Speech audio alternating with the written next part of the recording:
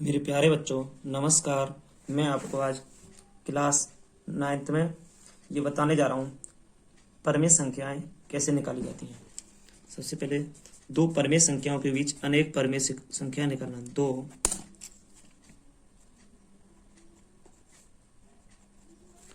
परमेय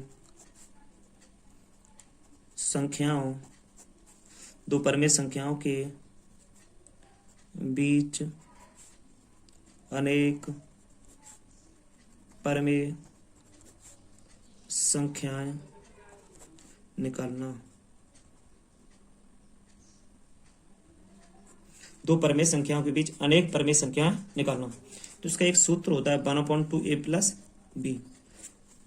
1/2a plus B इस सूत्र के द्वारा बता रहा हूं। पहले किसी ने कहा, क्वेश्चन नंबर फर्स्ट, एक और दो के बीच एक परमेय संख्या ज्ञात कीजिए। एक और दो के बीच एक परमेय संख्या ज्ञात कीजिए। तो आपको इसमें क्या करना है कि एक संख्या निकलवाने की कह रहे हैं वो आपसे। तो आपको यहां पर सबसे पहले लिखना है, आगे वाली संख्या को ए मानेंगे, जो पीछे है उसे बी मानेंगे। तो फॉर सूत्र से यहां लिखेंगे, सूत्र से 1/2a प्लस बी सूत्र लग गया आपका। यहां से कर देंगे 1/2, 1 + 2 कहने का 1 + 2, तो 1/2, 2 और 1 3, तो इसके बीच में 3/2 परमेय संख्या हो जाएगी। एक और दो के बीच एक परमेय संख्या 3/2 निकल आया हमारा ये आंसर। ये तो सूत्र रहा। अब हम आपको बताने जा रहे हैं, थोड़ी सी ट्रिक है। अब इसके बीच अभी 5 6 7 संख्या निकाली जाएंगी, तो आपको थोड़ी सी समस्या आ सकती है। तो हम इसको थोड़ा सा जनरलाइज करते हैं। कहने का मतलब है हम इसे थोड़ा दूसरे तरीके से हम बताते हैं आपको। हमने क्वेश्चन लिया है, एक यहाँ लिख लिया, एक और ये एक और दो के बीच कितनी पूछ रहा है संख्या? एक पूछ रहा है। तो हमें एक और दो करेक्ट संख्या, एक के बाद जस्ट दो है, तो हमें एक परमेय संख्या इसके बीच निकालनी है। तो हमारा कहने का मतलब रहता है एक सब परमेय संख्या निकालनी है, तो इसमें एक और ऐड कर दो। हमें टोटल मिला के दो बन गए। तो हम क्या करेंगे कि यहाँ तो 1 लिखेंगे और यहाँ 2 लिखेंगे। तो यहाँ से आगे बढ़ेंगे तो 1 में इसके नीचे 1 मान के तो 2 और 2 से अंश और में गुणा कर देंगे। इधर भी 2/1, ऊपर भी 2 और 2 से नीचे गुणा कर दिया, ऊपर नीचे दोनों तरफ। तो हमने देखा यहाँ हमारा 2 बन गया, नीचे भी 2 बन गया, ऊपर बन गया 4/2 बन गया। तो 4/2 को काटोगे 2 होगा, 2 में से 2 का भाग दोगे तो 1 होगा। तो यहां से हमने देखा। अब यहां लिखेंगे हम एक और दो के बीच एक और दो के बीच एक परमेय संख्या, एक परमेय संख्या। तो हम देखेंगे एक और दो के बीच एक परमेय संख्या हमें निकालनी है यहाँ। तो कैसे निकलेगी? सबसे पहले यहाँ देखते हैं कि देखो 2/2 है और 2/2, उसके बाद आएगा 3/2, उसके बाद आएगा 4/2। तो 4/2 आ गया, 2/2 से स्टार्ट हुए थे हम। तो इसके बीच में एक संख्या थी, वो आ गई 3/2। तो हम इस फॉर्मूले से, एक हमारी ट्रिक है, इससे हम आप 10 15 20 जितनी बताओ उतनी निकाल सकते हैं। मगर फॉर्मूले से हम 2 3 संख्या तक निकाल सकते हैं। उसके बाद हमें समस्याएं आती है। जब हम बड़ी क्लास में जाते हैं या कंपटीशन में जाते हैं तो हमें ये रूल अपनाना पड़ता है। प्रश्नावली 1.1 में question number first, class 9। Question कह रहा है बेटा, क्या शून्य एक परमेय संख्या है? क्या इसे आप P/Q के रूप में लिख सकते हैं, जहां P व Q पूर्णांक हैं और Q नॉट इक्वल 0 है? तो आपसे कहा जा रहा है कि क्या शून्य एक परमेय संख्या है? तो आप हल में डालोगे, यहां से हल में लिखोगे शून्य एक परमेय संख्या है, क्योंकि Q नॉट इक्वल 0। यहां लिखेंगे शून्य एक परमेय संख्या है। शून्य एक परमेय संख्या है, शून्य परमेय संख्या है। तब में लिखेंगे, तब इसे P/Q के रूप में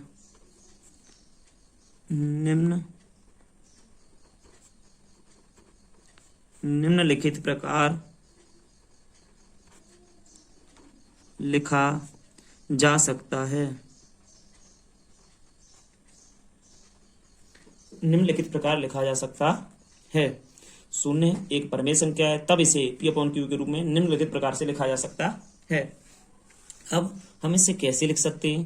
तो सबसे पहले देखिए इसको कि हम लिख कैसे सकते हैं इसको थोड़ा सा।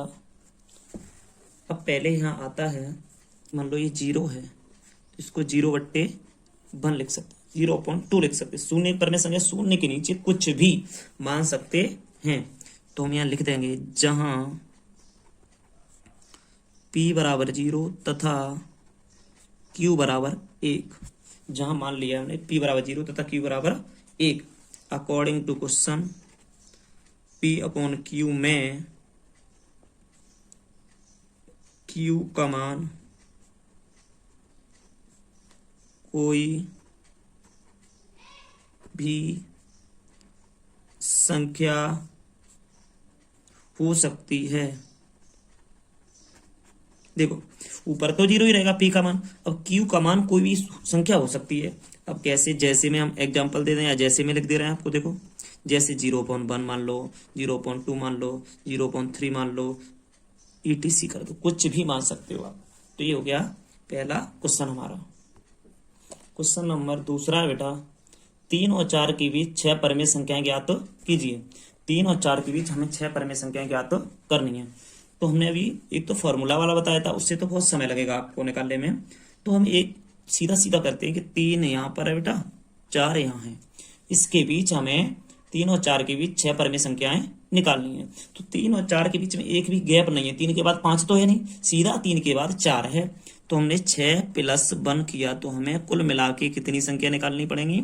6, मगर ये 7 हो गया 6 + 1, क्योंकि इसे गिनोगे तो 3 और 4 डबल में आता है, तो इसे हमें सिंगल में लेना है, इसलिए हमने 1 जोड़ दिया। अब ये देखते हैं हम, यहाँ पर मान लिया 3/1 और यहाँ पर 4/1 मान लिया हमने, 3/1 और 4/1 मान लिया। अब इसमें हम देखते हैं कि यहाँ 3/1 है, वहाँ 4/1 है। तो इसमें हमने देखा कि 7 निकालनी है, तो बराबर 3 × 7 अपॉन में 1 × 7, तो हमारा आ गया 21/7, कॉमा लगा के अब चलते हैं। एक बीच में 4/1 है, तो 4/1 × 7/7, 28/7। इधर हो गया बेटा हमारा 28/7, इधर हो गया 21/7। अब हमें बताया दो परिमेय संख्याओं के बीच अनेक परिमेय संख्याएं, तो हम लिखेंगे यहाँ पर क्वेश्चन में लिख सकते हैं, अतः करके लिख दो, ऐसे ही, अतः 3 व 4 के बीच 6 परिमेय संख्याएं, 3 व 4 के बीच 6 परिमेय संख्याएं लिखनी है हमें।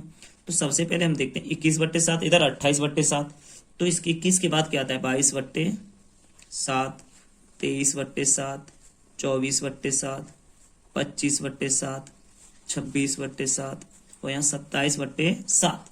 3 और 4 के बीच 6 परिमेय संख्या आ गई हमारी, 1 2 3 4 5 6 आ गई बस। अब देखा जाए कि ये संख्या 3 से बड़ी है, सीधी बात है 3 से बड़ी है, मगर 4 से ये सभी कम हैं, तो 3 और 4 के बीच होंगे कि नहीं?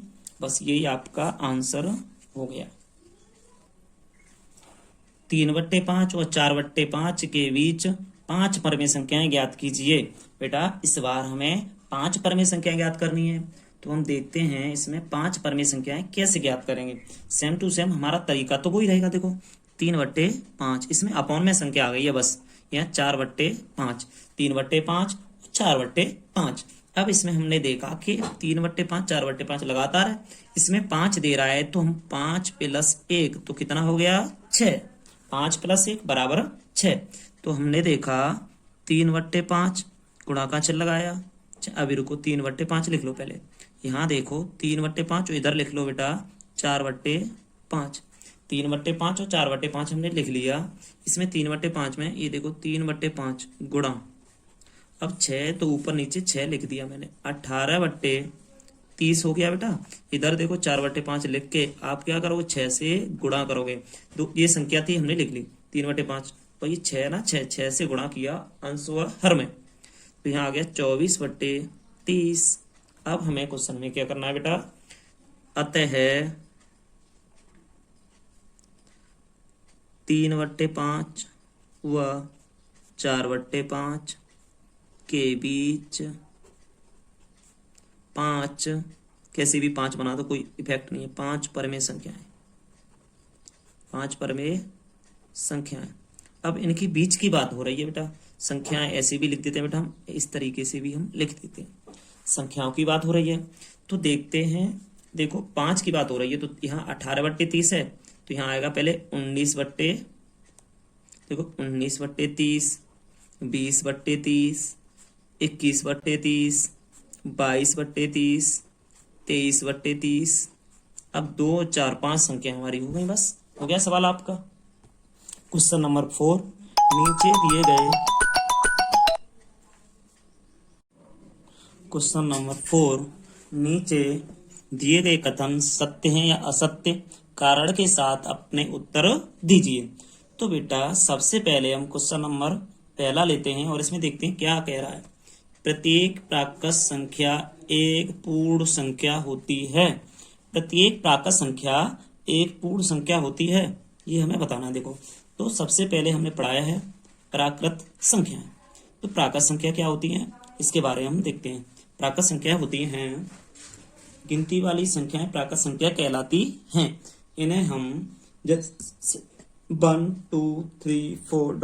etc या किसी भी चीज को गिनती हो तो कोई भी वस्तु गिनी जाती है तो उसमें सबसे पहले 1, 2, 3 मैं ये देखो ये मेरे पास डॉट है, मैं यहाँ रख के इन्हें गिनूंगा। देखो तो 1, 2, 3, 4 ऐसे करके गिनेंगे, ना कि 0 से गिने, 0, 1, 2, 3 ऐसे नहीं गिना जाएगा।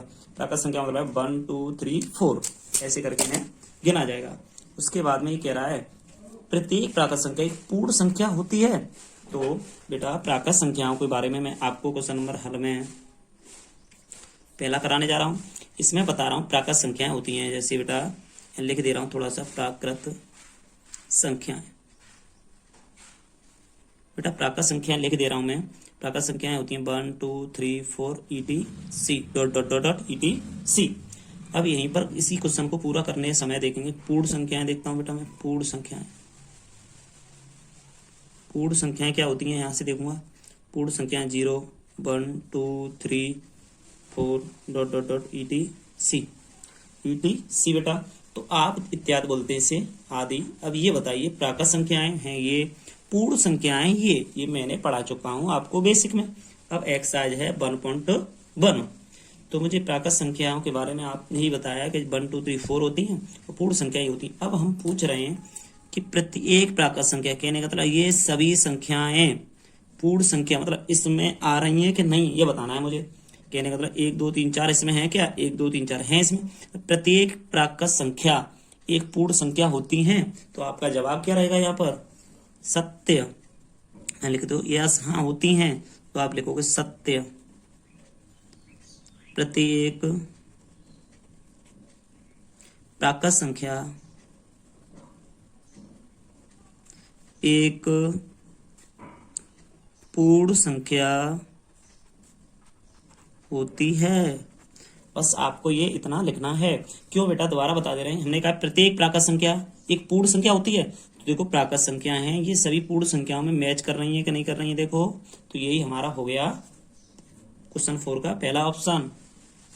क्वेश्चन नंबर 4 का सेकंड पार्ट, प्रत्येक पूर्णांक एक पूर्ण संख्या होती है। तो बेटा यहाँ प्रत्येक पूर्णांक की बात कर रहा है तो पूर्णांक संख्या पहले लिखते हैं हम, पूर्णांक संख्याएं। तो बेटा पूर्णांक संख्याएं क्या होती हैं आपको हम ये भी पढ़ा चुके हैं बेसिक में। तो आपने ही बताया था कि सर इधर से 0, 1, 2, 3 ... etc। इधर बेटा -1, -2, -3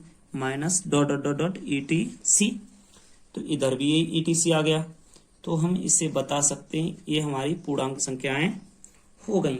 अब यहाँ से हम देखते हैं etc कर दो चाहे इन्फिनिटी कर दो, कोई बड़ी बात नहीं है, इन्फिनिटी कर दो। आपको लिखा है डेफिनेशन इन्फिनिटी की, इसीलिए यहाँ से बेटा पूर्णांक संख्याएं लिख ली हमने।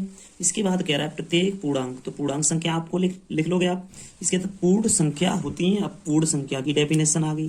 तो आप ये बताओ पूर्ण संख्या की डेफिनेशन हम यहाँ लिखें या ये लिखी हुई चल जाएगी? तो चला लो, इस बार चलाते हैं। देखो ये पूर्णांक संख्याएं, ये पूर्णांक संख्याएं, ये पूर्ण संख्याएं हैं। तो पूर्ण संख्या 0 1 2 3 4 डॉट डॉट डॉट इन्फिनिटी तक मान लो या ईटीसी के, तो ऐसी बेटा ये 0 1 2 3 डॉट डॉट डॉट इधर 0 1 -1 -2 डॉट डॉट डॉट इन्फिनिटी तक है। तो क्या प्रत्येक पूर्णांक, तो ये सभी संख्याएं क्या ये संख्या में आ सकती हैं? कभी नहीं, क्योंकि इसमें माइनस की संख्याएं हैं, इसमें माइनस की संख्या तो है नहीं। बताइए, इसमें माइनस की संख्या है, इसमें माइनस की संख्या तो है नहीं। तो दूसरे क्वेश्चन में आपका जवाब रहेगा असत्य। असत्य रीजन में लिख दे रहा हूं मैं।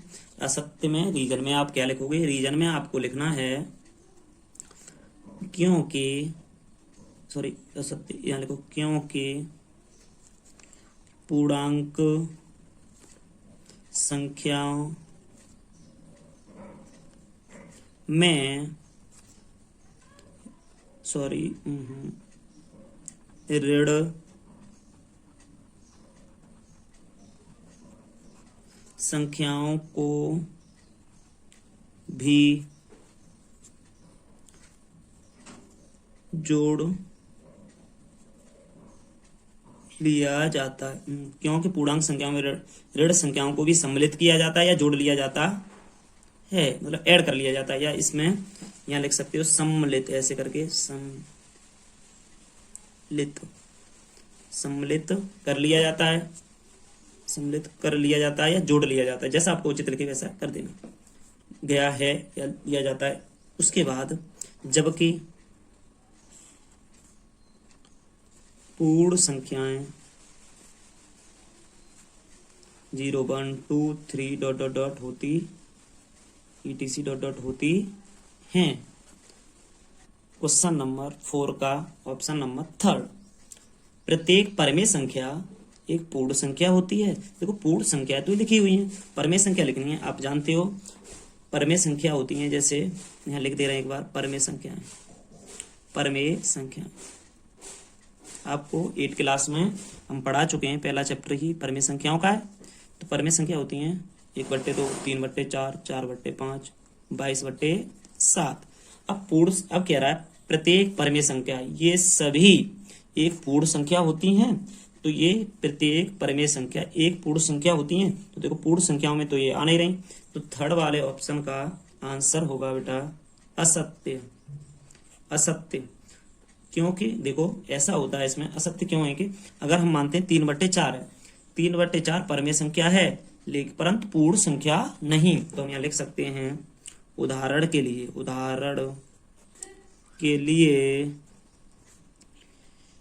3/4 परमेय संख्या है परंतु